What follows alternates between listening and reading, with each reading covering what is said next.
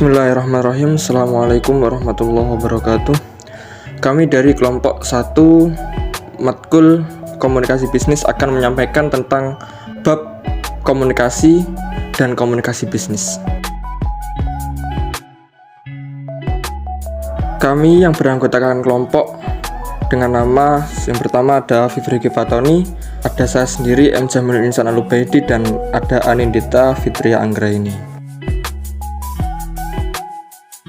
Baik, kami di sini akan menjelaskan tentang yang pertama, yakni ada pengertian tentang komunikasi dan komunikasi bisnis.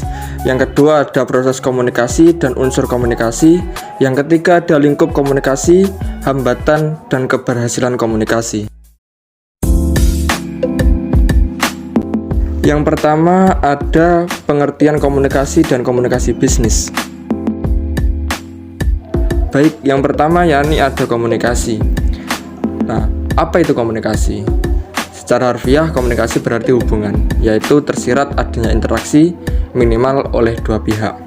Kalau secara umum komunikasi menggunakan bahasa, namun sebenarnya berkomunikasi tidak hanya menggunakan bahasa, tetapi juga menggunakan simbol, isyarat, dan bahasa tubuh, yaitu komunikasi verbal dan komunikasi nonverbal.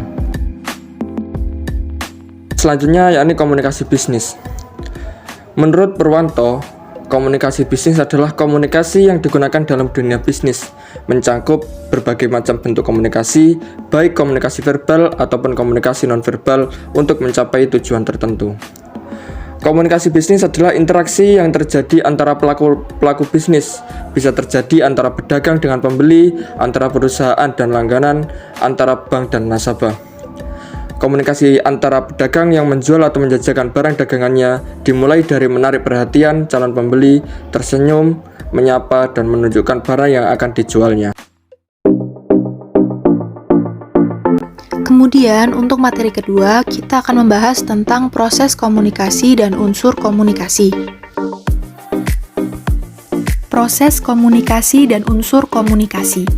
Pertama yang akan kita bahas yaitu proses komunikasi. Komunikasi dapat dipandang yang pertama sebagai proses penyampaian informasi.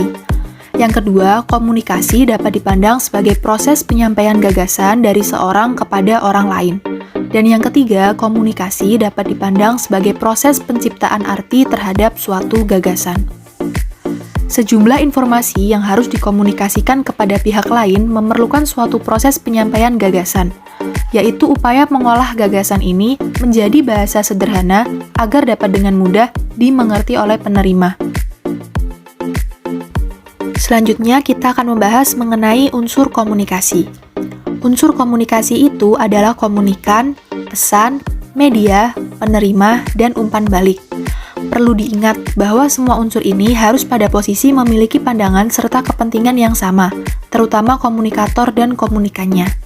Sebagai contoh, sebuah perusahaan akan menjual truk yang diageninya. Sangatlah tepat kalau audiens yang hadir adalah para pengusaha angkutan. Kurang cocok kalau yang hadir adalah para seniman, para buruh, yang tidak ada hubungannya dengan truk.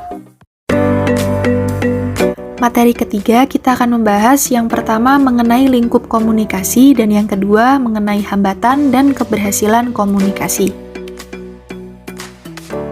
Yang pertama, kita akan membahas tentang lingkup komunikasi. Komunikasi ada pada berbagai bidang kegiatan kehidupan manusia. Bidang-bidang komunikasi ini meliputi sebagai berikut. Ada komunikasi organisasional, komunikasi bisnis, komunikasi sosial, komunikasi politik, komunikasi budaya, komunikasi internasional, komunikasi keluarga, komunikasi pendidikan, dan komunikasi tentang kesehatan dan sebagainya. Sifat komunikasi itu meliputi komunikasi lisan, tulisan, dan komunikasi nonverbal. Sedangkan tujuan komunikasi adalah untuk mengubah sikap dan perilaku, mengarahkan pendapat atau opini baik individu atau masyarakat luas. Fungsi komunikasi terutama adalah untuk menyampaikan informasi. Teknik dalam berkomunikasi meliputi teknik informatif, persuasif, instruktif, dan humanis. Metodenya bisa menggunakan saluran jurnalisme, hubungan masyarakat, iklan, reklame, buku-buku, atau yang lebih dahsyat lagi kalau sudah menggunakan metode perang urat syaraf. Hambatan dan keberhasilan organisasi. Komunikasi bisa saja gagal karena kurang baiknya mempersiapkan atau perencanaan komunikasi itu. Komunikasi juga bisa gagal karena ada sesuatu yang mengganggu. Oleh sebab itu perlu dipelajari beberapa hal yang menggagalkan komunikasi tersebut. Berikut adalah beberapa penyebab gagalnya suatu komunikasi. Yang pertama, gangguan fisik. Semua pihak menghendaki agar komunikasi berjalan lancar. Namun demikian dalam komunikasi itu akan ada saja menghadapi masalah. Halangan dan hambatan. Permasalahan yang sering ditemukan adalah hambatan faktor fisik. Yang kedua, salah penafsiran. Komunikator telah panjang lebar menyampaikan pesan dengan berbagai cara dan variasi, maksudnya agar mendapat perhatian serius dari audien. Yang ketiga, masalah bahasa. Bisa terjadi penyampaian pesan terlalu banyak menggunakan bahasa asing, misalnya bahasa Inggris, bahasa Arab, atau bahasa lainnya. Yang keempat, perbedaan latar belakang. Komunikator sebaiknya mempertimbangkan latar belakang audien, misalnya tentang pendidikan, latar belakang budaya, dan emosional. Yang kelima, adanya gangguan kesehatan. Dalam suatu pertemuan mungkin saja ada gangguan karena ada peserta yang sering batuk, sering meludah berdahak, sering keluar masuk ke kamar kecil. Yang keenam, ada objek lain. Di tengah-tengah acara membicarakan suatu topik, tiba-tiba ada objek lain yang bisa mengganggu perhatian. Misalnya ada yang membawa koran atau majalah yang isinya sangat menarik atau beritanya sedang heboh. Dan yang ketujuh, cara penyampaian. Pesan-pesan yang disampaikan dalam komunikasi mempunyai arti yang berlawanan. Misalnya membicarakan pentingnya transportasi, tapi bersamaan juga membicarakan besarnya biaya transportasi itu sendiri.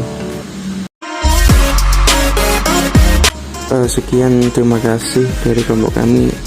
Apabila ada salah kata maupun ucapan, kami dari kelompok 1 mohon maaf yang sebesar-besarnya. Assalamualaikum warahmatullahi wabarakatuh.